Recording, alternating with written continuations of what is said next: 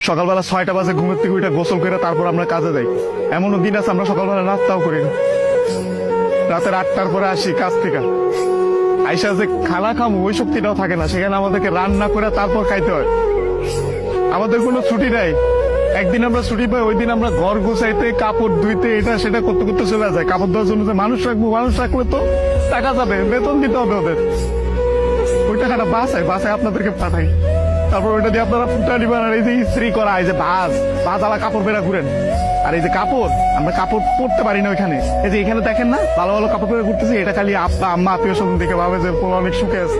ওখানে তো জামা কাপড় পরার টাইমই পাই না আমরা। কখন জামা কাপড় পরবো? সারাদিন তো ইউনিফর্ম পরেই থাকা লাগে।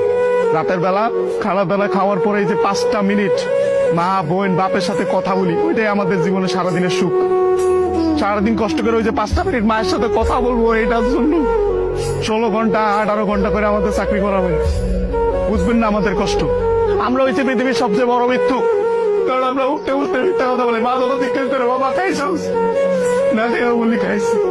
কি বলবো, আর তো বলতে পারবো না। মা যখন জিজ্ঞেস করে কেমন আছিস বাবা, বলি ভালো আছি। অসুখ হইলে ডাক্তার দেখাই না, ডাক্তাররা অনেক টাকা দেওয়া লাগবে। মা জিজ্ঞেস করে বাবা ডাক্তার দেখাইছিস, ওষুধ খাইছিস, বলি যে খাইছি। কিছু বলার নাই তো, মিথ্যা বলো ছাড়া কোনো উপায় নেই। আমাদের মতো মৃত্যু কার কেউ নেই। আমাদের কোনো ঈদ নাই ভাই, ঈদ করেন আপনারা। আপনার সেবাই পোলাও পড়বা খাইতে